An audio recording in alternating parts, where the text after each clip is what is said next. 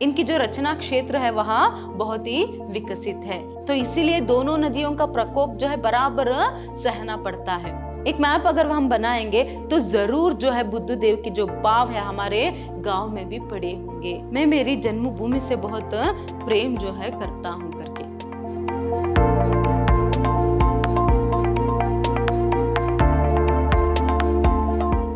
नमस्कार, मैं हूँ हर्षिता, हिंदी लेक्चरर, विद्याश्रम कॉलेज मैसूर। आज हम मैसूर यूनिवर्सिटी के सेकेंड सेमेस्टर बीकॉम की हिंदी पाठ्यक्रम से जो गद्य प्रतिभा है उसमें से जो मेरी जन्मभूमि पाठ है उसको देखेंगे। पाठ को देखने से पहले हमेशा की तरह जो लेखक परिचय है हम उसे देखेंगे। देखिए, जो प्रस्तुत पाठ मेरी जन्मभूमि है उसके रचयिता मतलब उसके लेखक है हजारी प्रसाद द्विवेदी जी। हजारी प्रसाद द्विवेदी जी का जन्म सन 1907 में उत्तर प्रदेश के बलिया जिले के छपरा नामक गांव में जो है होती है। देखिए, सन 1930 में इन्होंने काशी विश्वविद्यालय से ज्योतिष आचार्य की उपाधि जो है प्राप्त की। सन 1930 में इन्होंने काशी विश्वविद्यालय से ज्योतिष आचार्य की जो उपाधि है वह प्राप्त करते हैं। फिर उसके बाद रविंद्रनाथ टैगोर द्वारा स्थापित शांति निकेतन के हिंदी विभाग में उन्होंने 1940 से 50 वर्ष तक कार्य किया। मतलब 1940 से लेकर 1950 तक 10 वर्ष तक जो है उन्होंने यहाँ पर शांति निकेतन में जो है काम किया। फिर उसके बाद सन 1950 में काशी विश्वविद्यालय के प्रोफेसर और अध्यक्ष नियुक्त किए। देखिए यहाँ पर फिर 1950 में जो है ये काशी विश्वविद्यालय में जो है प्रोफेसर के रूप में जो है यहाँ काम करना इन्होंने प्रारंभ किया। उसके साथ साथ वहाँ के विभाग अध्यक्ष भी बने। नेक्स्ट देखिए, 1960 से 63 वर्ष तक पंजाब विश्वविद्यालय के हिंदी विभाग में प्रोफेसर और अध्यक्ष रहे। देखिए, 1960 से लेकर 1963 तक मतलब 3 साल तक जो है यहाँ पर पंजाब विश्वविद्यालय के जो विभाग अध्यक्ष जो है यहाँ पर रहे। फिर देखिए, द्विवेदी जी का रचना क्षेत्र बहुत ही विकसित है। उपन्यास, निबंध, आलोचना आदि क्षेत्रों में इन्होंने उत्कृष्ट कार्य जो है किया है। इनकी जो रचना क्षेत्र है वहाँ बहुत ही विकसित है। इन्होंने निबंध, उपन्यास, कहानी आदि सभी विधाओं में जो है अपनी कलम जो है चलाई है। देखिए, जो प्रस्तुत पाठ है मेरी जन्मभूमि, यह जो है कह सकते हैं एक आत्मकथा ही हम इसे कह सकते हैं, मगर जो है निबंध शैली में जो है इसकी रचना की गई है। तो इसलिए देखिए, मेरी जन्मभूमि द्विवेदी जी द्वारा लिखित ऐसा निबंध है जिसमें उन्होंने अपने ही गांव की सांस्कृतिक पड़ताल की है। इसमें उन्होंने क्या किया है, अपने ही गांव की जो सांस्कृतिक पड़ताल जो है उन्होंने किया है। इसके बाद देखिए, मनुष्य में जो मनुष्यता है, इसमें अंत में वो क्या कहते हैं यहाँ पर, मनुष्य में जो मनुष्यता है वही जो है सबसे बढ़कर है या फिर वही प्रमुख है। फिर वो कहते हैं कि साहित्य और राजनीति सभी को इसी मनुष्यता की सर्वांगीण उन्नति का प्रयत्न जो है करना है। साहित्य को और राजनीति को जो है यहाँ पर अभी इसी मनुष्यता की सर्वांगीण अभिवृद्धि जो है करने की आवश्यकता है। फिर देखिए, इस निबंध में लेखक ने तत्सम प्रधान शब्दों का प्रयोग किया है और इनकी जो शैली है इसमें गवेषणात्मक, भावनात्मक और उसके साथ साथ काव्यात्मक भी है। तो इसमें उन्होंने गवेषणात्मक, काव्यात्मक और उसके साथ साथ भावनात्मक जो एक शैली जो है उसका प्रयोग यहाँ पर किया है और तत्सम प्रधान शब्दों का प्रयोग उन्होंने अपनी रचना में किया है। तो किस तरह वो अपने यहाँ पर जन्मभूमि को याद करते हैं, फिर इसके बाद जो है जन्मभूमि से संबंधित कौन सी बातों को यहाँ पर वह लिखते जाते हैं वो सभी हम पाठ में देखेंगे। देखिए, पाठ के प्रारंभ में वो कहते हैं कि जिस गांव में साहित्य चर्चा करने को बैठा हूं उसका नाम ओझवलिया है, यह मेरी जन्मभूमि है। देखिए, जैसे मैंने पहले ही कहा कि यहाँ पर वो अपनी ही गांव की सांस्कृतिक पड़ताल जो है करते हैं, मतलब अपने गांव के बारे में ही वहां कहते जाते हैं। तो पहले अपने गांव का नाम जो है वो कहते हैं, क्या है उनके गांव का नाम, ओझवलिया। फिर वो देखिए, इस गांव के एक हिस्से को आरत दुबे का छपरा कहते हैं। ओझवलिया गांव का ही एक हिस्सा जो है वहां आरत दुबे का छपरा, यही वस्तुतः मेरी जन्मभूमि है। वस्तुतः का अर्थ पर क्या है, असल में आरत दुबे का जो छपरा है वही जो है उनकी जन्मभूमि है। असल में वहीं पर जो है उनकी जन्म जो है हुआ था, परंतु वह हमेशा इसी गांव का हिस्सा ही रहा है। आरत दुबे मेरे पूर्व पुरुष थे। देखिए यहाँ पर आरत दुबे जो है उनके पूर्व पुरुष थे। तो इसीलिए यहाँ पर स्थल को जो है आरत दुबे का छपरा यहाँ पर कहा जाता है और लेखक का भी जन्म वहीं पर हुआ था, जो ओजवलिया गांव का एक हिस्सा है। नेक्स्ट देखिए, उन्होंने ही इस छोटे से हिस्से को बसाया था, पर बसने के लिए थोड़ी सी भूमि बलिया गांव के मालिक ओज लोगों ने इन्हें माफी में दे दी थी। अब दोनों ही हिस्से एक हो गए हैं। देखिए आगे वो कहते जाते हैं, इस तरह गांव के नाम के साथ दो शब्द बहुत जुड़े दिखते हैं, अवली और छपरा। छपरा की परंपरा पूरब में छपरा शहर तक जाकर समाप्त हो जाती है और अवली ग्राम की परंपरा पश्चिम में बलिया तक आती है। देखिए यहाँ पर वो कहते हैं कि अवली और छपरा जो है दोनों यहाँ पर एक दूसरे से मिली हुई है, जुड़े हुए यहाँ पर दिखते हैं, आरत दुबे का छपरा और उसके साथ साथ अवली। तो यहाँ पर वो कहते हैं कि छपरा की जो परंपरा है वो पूरब पर छपरा शहर तक आकर जाकर समाप्त होती है, वही अवली ग्राम की परंपरा जो है पश्चिम में बलिया तक आती है। तो वहां की जो परंपरा है उसके बारे में यहाँ पर वहां कहते जाते हैं कि छपरा की जो परंपरा है वहां कहाँ तक जाकर समाप्त होती है और अवली गांव की जो परंपरा है वहां कहाँ तक जाकर समाप्त होती है करके। देखिए इसके बाद वो कहते हैं कि ये जो गांव है उज्ज्वलिया गांव या फिर जो छपरा और अवली के जो मध्य भूभाग है, इन भूभागों को जो है गंगा नदी और सरयू नदी, जो महानदियां है गंगा और सरयू नदी, इनके प्रकोप को जो है यहाँ पर उन्हें सहना पड़ता है बार बार, क्योंकि ये जो है गंगा और सरयू नदी के बीच में जो है ये भूभाग होने के कारण दोनों नदियों की जब भी यहाँ पर बाढ़ आती है, फिर प्रवाह जब बढ़ता है तभी जो है उसके पानी जो है गांव में घुस आती है। तो इसीलिए दोनों नदियों का प्रकोप जो है बराबर सहना पड़ता है। तो इसीलिए वो कहते हैं कि शायद यही कारण से जो है यहाँ का जो इतिहास है वहां बनता रहता है और मिटता रहता है, और यहाँ के जो लोग हैं उनमें कुछ परवाह नहीं, इस तरह का जो भाव है वहां पैदा हो गया है। मतलब वो लोग जो है बहुत ही निडर है। क्यों उनके मन में इस तरह का निडर भावना जो है, वह किसी से भी नहीं डरते हैं, कुछ भी हो, क्योंकि बार बार ये जो प्रवाह और प्रकोप, नदी की जो प्रकोप है उसका जो सामना वहां करते थे।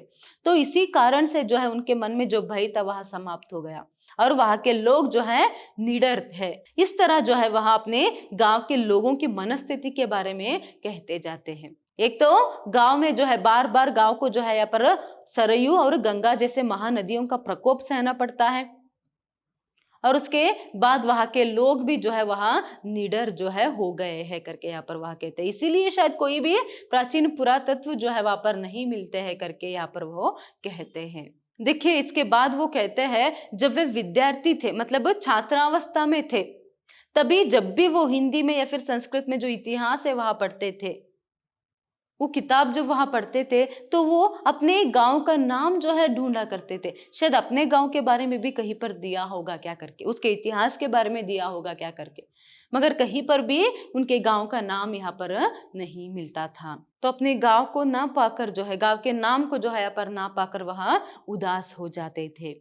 अभी वो कहते हैं कि शायद यही कारण है कि कहीं भी इतिहास के किताब में फिर पुस्तक में जो है हमारे गांव का नाम नहीं है करके। फिर वो कहते हैं कि हमारे गांव को जो है यहाँ पर लहुरी काशी जो है कहा जाता है। उनके गांव के पास ही एक छोटा सा भूमि जो है वहां पर जो है बहुत सारे जो विद्वान है, संस्कृत के जो विद्वान है वहां पैदा हुए, तो इसीलिए यहाँ पर लहुरी काशी, एक छोटा काशी जो है यहाँ पर कहा जाता है करके ये भी वो याद करते हैं। फिर देखिए वो आगे कहते जाते हैं, मैं सोचता था क्या साहित्य में इस विद्वत प्रसु भूमि की कोई देन नहीं है।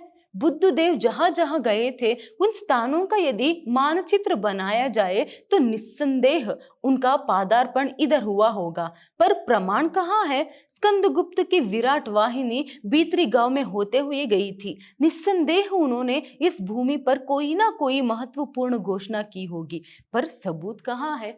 देखिए अपनी जन्मभूमि के प्रति उन्हें कितना यहाँ पर मान सम्मान है, अभिमान है, यहाँ पर हम देख सकते हैं। अभी वो कहते हैं कि अभी जो विद्वत प्रसु भूमि है, क्योंकि वहां पर बहुत सारे संस्कृत विद्वानों की जो जन्म हुई थी, इसीलिए वो कहते हैं कि यहाँ पर ऐसे विद्वत प्रसु भूमि का जो है इतिहास में कोई स्थान नहीं है क्या। तो इस तरह वो प्रश्न करते हुए वो कहते जाते हैं कि जो बुद्ध देव है जहां जहां गए थे, अगर उसका एक मानचित्र बनाएंगे, एक मैप अगर हम बनाएंगे, तो जरूर जो है बुद्ध देव की जो पाव है हमारे गांव में भी पड़े होंगे।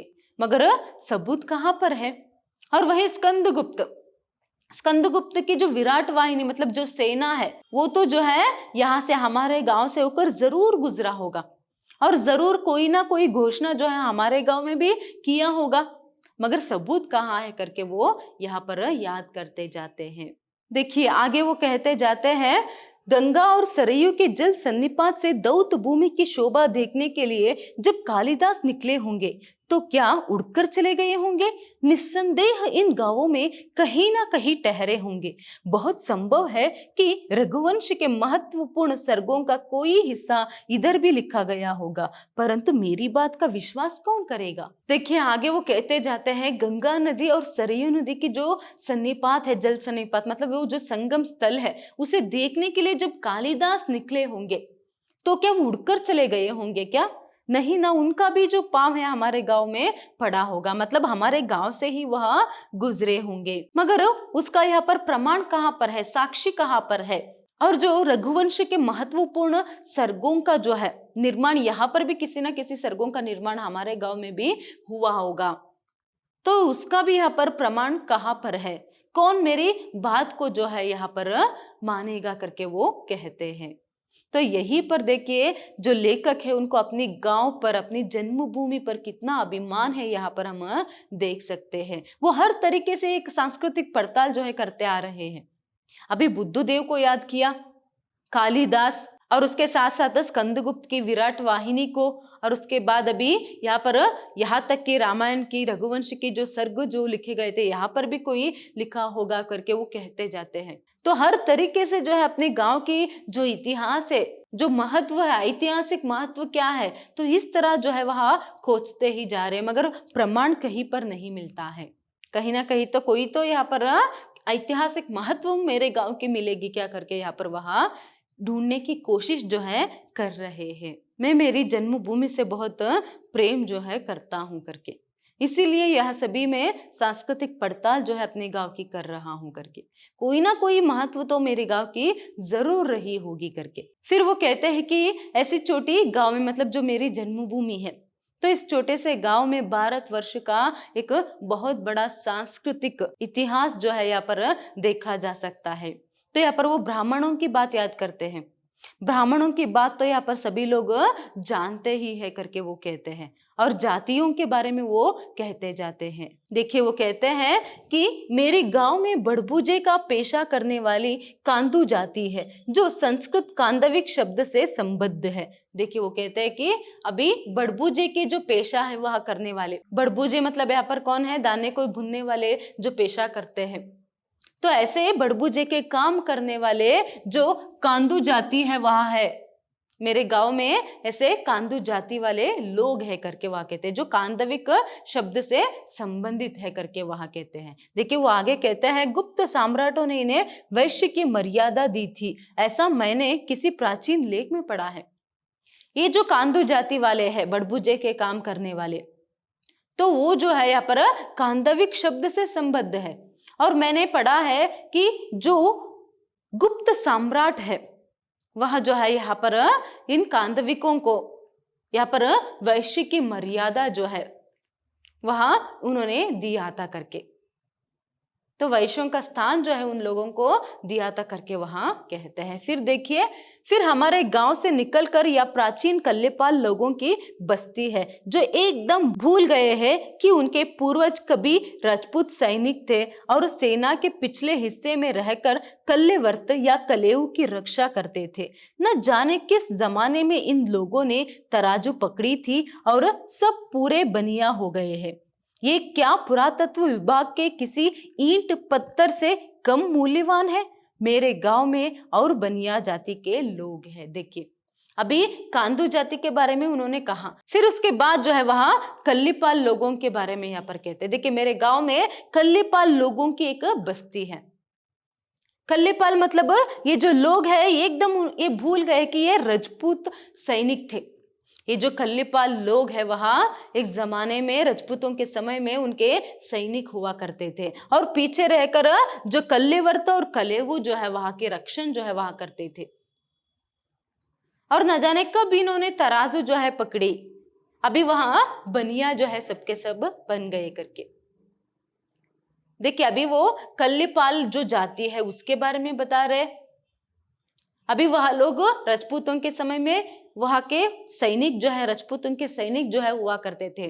देखिए जो लोग हैं सैन्य के अंत में रहकर कल्यवर्ता की जो रक्षा है वहां कलेऊ या फिर कल्यवर्ता की रक्षा जो है वहां करते थे करके कहते हैं। फिर वो ये बात कहते हैं कि कब ये जो है यहाँ पर उन्होंने तराजू पकड़ी। ये तो क्षत्रिय है अगर सैनिक है तो, मगर कब इन्होंने तराजू पकड़ी पता नहीं। अभी तो वो सबके सब बनिया जो है बन गए हैं।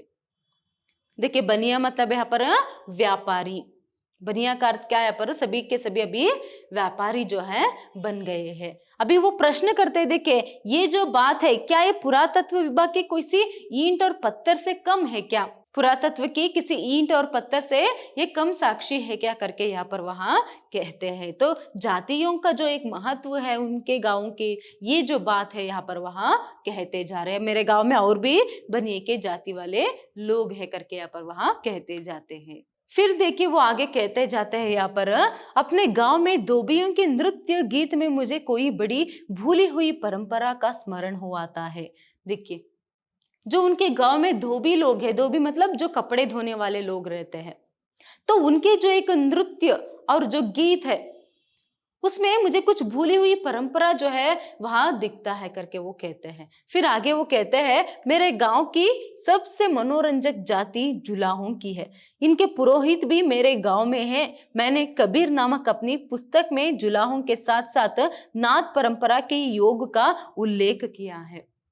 देखिए अभी वो कहते हैं, अभी कल्लीपाल और कांदू जाति इस सब के बारे में उन्होंने बताया। तो अभी जो है यहाँ पर उन्होंने धोबी जाति वाले लोग थे उनके बारे में बताया, और जो जुलाहा जो लोग हैं उनके बारे में बताया। देखिए जुलाहा, जुलाहा मतलब कपड़े बुनने वाले लोग, कपड़ों को बुनने वाले जो लोग रहते हैं उन्हें जुलाहा जाति यहाँ पर कहा जाता है। अगर आप लोगों को कुछ लोगों को पता होगा, जो कबीरदास जी जो है वह भी जुलाहा दंपति के ही पुत्र थे, मतलब जुलाहा दंपति ने ही जो है उन्हें पाल पोस कर बड़ा किया था। तो वो भी जो है कपड़े बुनने का काम यहाँ पर करते थे। तो बहुत ही मनोरंजक अगर जाति कोई है हमारे गांव में, जुलाहा जाति वाले है करके यहाँ पर वहां कहते हैं। देखिए वो कहते हैं कि कबीर नामक अपनी पुस्तक में जुलाहों के साथ साथ नाथ परंपरा के बारे में भी मैंने बताया है करके वहां कहते हैं। देखिए वो कहते हैं, अपने गांव की एक मजेदार बात में उस पुस्तक में लिखना भूल गया था। जुलाहों के पुरोहित यहाँ साई कहे जाते हैं। देखिए वो कहते हैं कि जो कबीर नामक पुस्तक यहाँ पर लेखक ने लिखी थी, तो उसमें एक मजेदार बात लिखना मैं जो है भूल गया था करके वो कहते हैं कि ये जो जुलाहों की पुरोहित है वो यहाँ पर साई कहलाते हैं।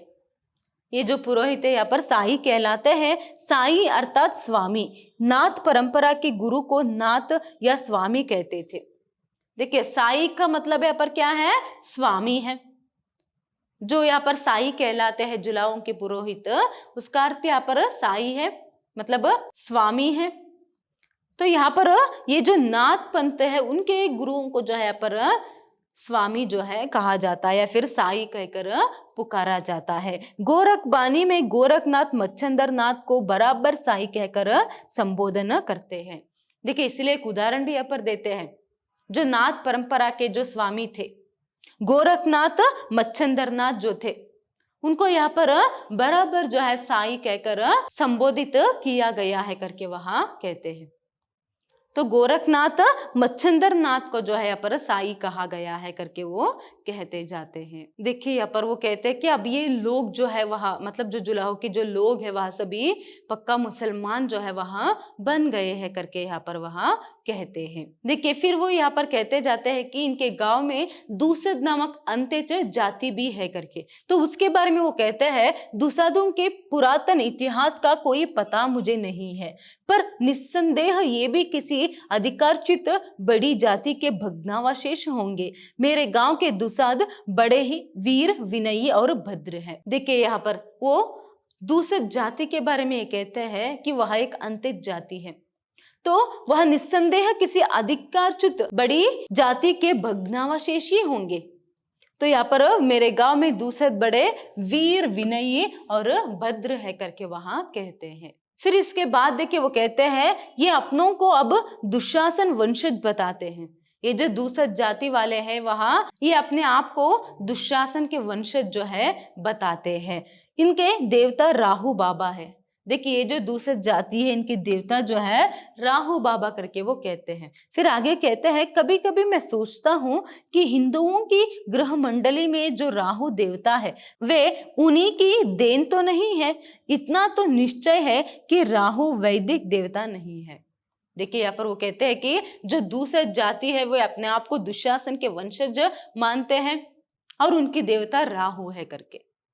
तो यहाँ पर लेखक सोचते हैं कि जो राहु ये वही देवता नहीं जो यहाँ पर हिंदुओं की ग्रह मंडली में है। मतलब नवग्रहों में जो एक ग्रह है एक देवता जो है राहु वही तो नहीं क्या, या फिर ये उन्हीं की देन है क्या करके यहाँ पर वहां सोचते हैं। तो इस तरह से जो है यहाँ पर वहां अपने गांव की सांस्कृतिक पड़ताल जो है करते जाते हैं।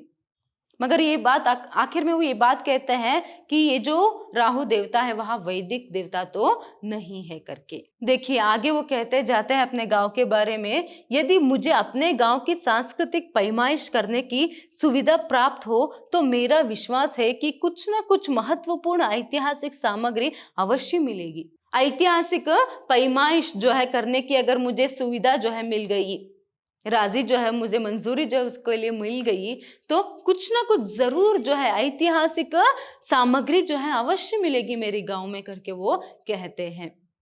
फिर वो कहते हैं गांव में कई कालीजी के स्थान हैं जो एक चबूतरे पार नीम के पेड़ के नीचे मिट्टी के गोल गोल शंकु आकृति की पिंडलियां है। कहते हैं यह प्रथा बहुत पुरानी नहीं है। देखिए यहाँ पर वो कहते हैं कि अगर मुझे मेरे गांव की जो एक ऐतिहासिक पैमाइश जो है पड़ताल जो है अगर करने के लिए मंजूरी मिल गई, सुविधा मिल गई, तो जरूर यहाँ पर कोई ना कोई ऐतिहासिक सामग्री जरूर मिलेगी करके वो कहते हैं। फिर वो कहते हैं कि यहाँ पर काली जी के स्थान है मेरे गांव में बहुत सारे, तो वहां जो है चबूतरे हैं, नीम के पेड़ के नीचे जो है यहाँ पर मिट्टी के गोल गोल शंकु आकृति की पिंडलियां जो है वहां देखने को मिलती है। फिर वो कहते हैं कि यह प्रथा बहुत पुरानी है। देखिए नीम के पेड़ के नीचे मिट्टी की पिंडलियां जो है यहाँ पर देखने को मिलती है, वो भी कुछ गोल गोल और कुछ शंकु आकृति की पिंडलियां जो है देखने को मिलती है। तो वो कहते हैं भगवती का शिखरहीन मंदिर मेरे देखने में यहाँ एक ही है जो मेरे गांव से सटा हुआ है। तो यहाँ पर वो कहते हैं कि भगवती का शिखरहीन मंदिर जो है यहाँ पर एक देखने को मिलता है, वो भी जो है यहाँ पर गांव से सटा हुआ है। फिर वो कहते हैं कि सबसे आश्चर्यजनक है महावीर जी का, और अभी तक उन्होंने जाति के बारे में कहा, अभी वो मंदिर के बारे में कह रहे हैं, जातियों के बारे में उन्होंने अभी तक बातचीत की, तो अभी वहां मंदिरों के बारे में देखिए नीम के पेड़ के नीचे जो यहाँ पर पिंडलियां उसके बारे में वो कहते जाते हैं। फिर वो शिखरहीन भगवती का मंदिर जो है उसे स्मरण करते हैं। फिर उसके बाद जो महावीर जी का जो मंदिर है वो सबसे आश्चर्यजनक है करके यहाँ पर वहां कहते हैं। क्यों? देखिए यहाँ पर इस प्रदेश में ऊपर ऊपर सजाए हुए क्रम ह्रस्व 3 चकोर चबूतरों को ही महावीर जी कहते हैं, क्योंकि वहां पर महावीर जी का जो कोई भी यहाँ पर मतलब हनुमान जी की कोई भी मूर्ति नहीं है, वहां पर मूर्ति की पूजा वहां पर नहीं करते, बल्कि उसके बदले में ऊपर ऊपर सजाए हुए जो 3 चकोर चबूतरे हैं, जो एक चबूतरा है चकोन जो चबूतरा है उसी को ही यहाँ पर वहां महावीर जी कहते हैं। इन्हें देखकर बौद्ध स्तूपों की याद बराबर आ जाती है। तो उस चबूतरे को देखकर जिसे यहाँ पर महावीर जी करके पूजा करते हैं जहां पर, तो उसे देखकर उन्हें यहाँ पर बौद्ध स्तूप की याद जो है बराबर आती है और पूजा जो है वह महावीर जी की जाती है। तो यहाँ पर वो कहते हैं मनोरंजक बात यह है कि इन स्थानों पर महावीर जी की जब जय जयकार की जाती है तो महावीर स्वामी की जय बोली जाती है। देखिए यहाँ पर जब महावीर जी की जय जयकार की जाती है तो महावीर स्वामी की जय यहाँ पर बोली जाती है। तो ये स्वामी का प्रयोग क्यों करते हैं, ये शंका जो है यहाँ पर लेखक के मन में है। अगर महावीर जी जो अगर वहां हनुमान जी को जो है यहाँ पर पूज रहे हैं तो महावीर स्वामी की जय करके यहाँ पर क्यों कहा जाता है, ये शंका लेखक के मन में है। तो वो कहते हैं मुझे यह स्वामी और स्तूपाकृत स्थान महावीर शब्द अभूत तरह के अनुमान को प्रेरित करते हैं। देखिए, एक तो वहां पर चबूतरा है, हनुमान जी की मूर्ति नहीं है, और यहाँ पर महावीर स्वामी करके जो प्रयोग किया जाता है वो जो है यहाँ पर महावीर शब्द जो है बहुत सारी शंकाएं जो है उनके मन में पैदा करते हैं। देखिए, वो कहते हैं कथा किसी प्राचीन बौद्ध या जैन या मिश्र परंपरा से इनका कोई संबंध है।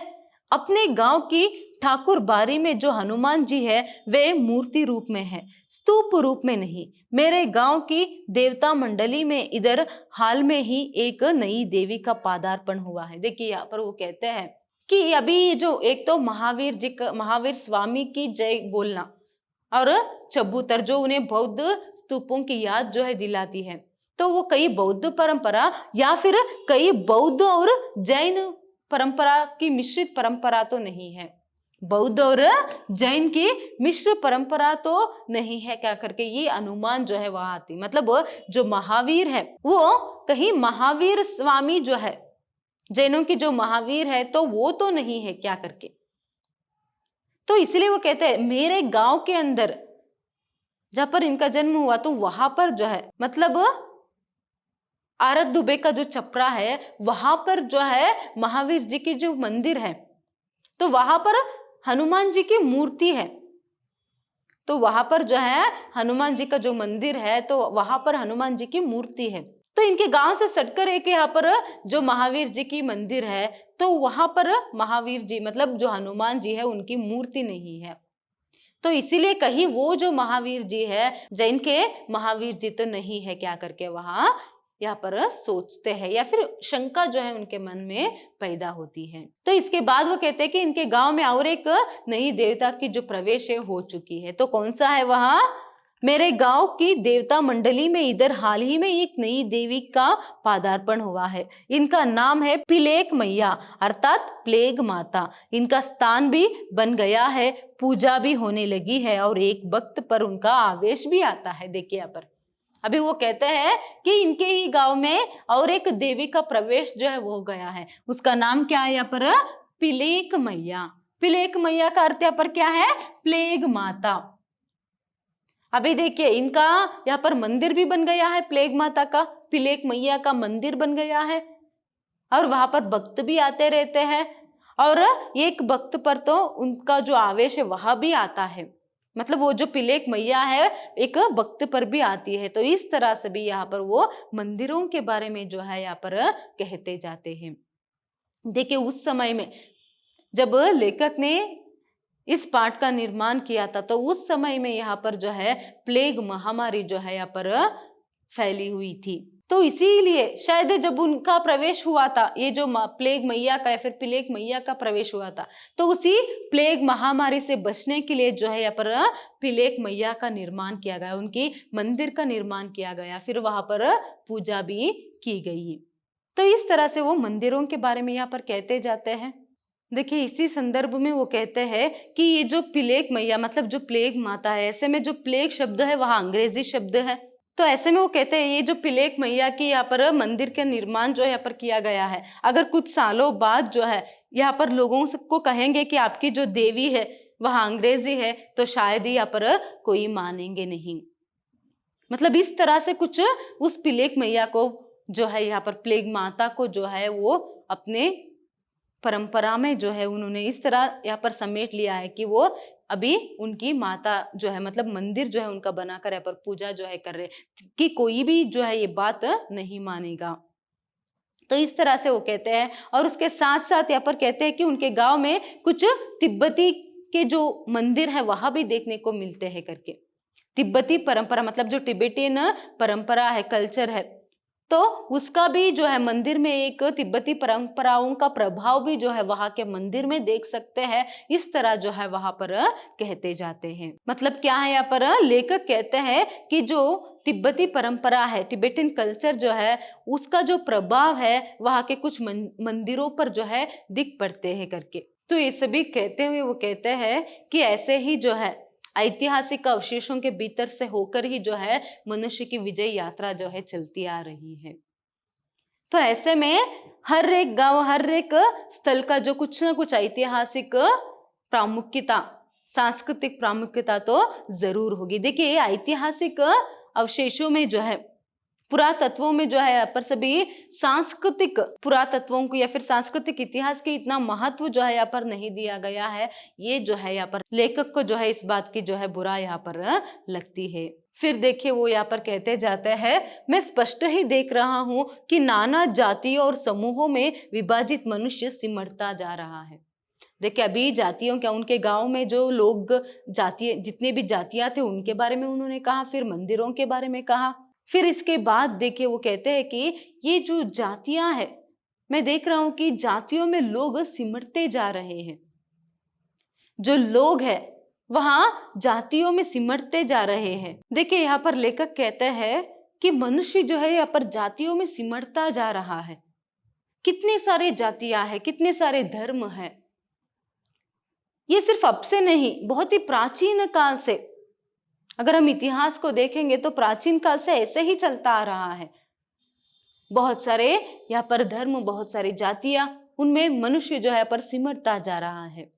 तो ऐसे में बहुत सारी जातियां हैं, तो यहाँ पर ना ही कोई जाति यहाँ पर शाश्वत रहती है और ना ही उनका कोई मंदिर और ना ही उनके कोई देवता। तो ऐसे में कुछ भी शाश्वत नहीं है। फिर क्यों यहाँ पर मनुष्य लड़ता है? जाति का नाम लेकर, धर्म का नाम लेकर मनुष्य फिर क्यों लड़ता है करके वो कहते हैं। तो इस तरह कहते हुए देखिए वो कहते हैं, इतिहास विधाता का स्पष्ट इंगित इसी ओर है कि मनुष्य में जो मनुष्यता है, जो उसे पशु से अलग कर देती है, वही आराध्य है। देखिए वो कहते हैं, अभी तक उन्होंने बहुत सारी जातियों के बारे में और मंदिरों के बारे में कहा। देखिए यहाँ तक कि प्लेग मैया को भी उन्होंने यहाँ पर उसको भी मंदिर जो है बना दिया। और जो लोग हैं यहाँ पर जाति के नाम पर, धर्म के नाम पर लड़ते हैं और सिमटते जाते हैं जातियों के बीच में। तो ऐसे में लोगों के बीच में ही यहाँ पर भेदभाव जो है बढ़ रहा है। लोगों के बीच में जो भेदभाव यहाँ पर बढ़ रहा है, जो दूरियां जो आ गई है यहाँ पर जाति और धर्म के कारण। तो इसीलिए अंत में, आखिर में लेखक यहाँ पर कहते हैं, शायद जो विधाता है, जो भगवान है, उनका इंगित मतलब उनका इशारा यही है शायद कि मनुष्य में जो मनुष्यता है वही जो है उसे पशु से अलग जो है बनाती है। अगर मनुष्य में मनुष्यता ना रहेगी तो भी एक पशु है वहां। तो सभी पशु और पक्षियों से जो है अगर मनुष्य को कुछ अलग बनाता है, अलग रखता है, तो वहां है मनुष्यता। तो आजकल लोगों में वही मनुष्यता की कमी जो है हम देख रहे हैं। शायद भगवान भी यही इशारा करना चाहता है, फिर यही समझाना चाहता है कि मनुष्यता जो है वही आराध्य है। देखिए मनुष्य में जो मनुष्यता है, जो पशु से अलग मनुष्य को बनाती है, तो वही आराध्य है। नेक्स्ट देखिए, क्या साहित्य और क्या राजनीति, सबका एकमात्र लक्ष्य इसी मनुष्यता की सर्वांगीण उन्नति है। देखिए यहाँ पर वो क्या कह रहे, क्या साहित्य और क्या राजनीति, सबका प्रयत्न या फिर सबका मंजिल एक ही है। यहाँ पर क्या है, क्या होना चाहिए? मनुष्यता की सर्वांगीण उन्नति। देखिए मनुष्यता की सर्वांगीण उन्नति ही जो है यहाँ पर सबका लक्ष्य होना चाहिए, क्योंकि अगर आराध्य कुछ है तो वह जो है यही मनुष्यता है।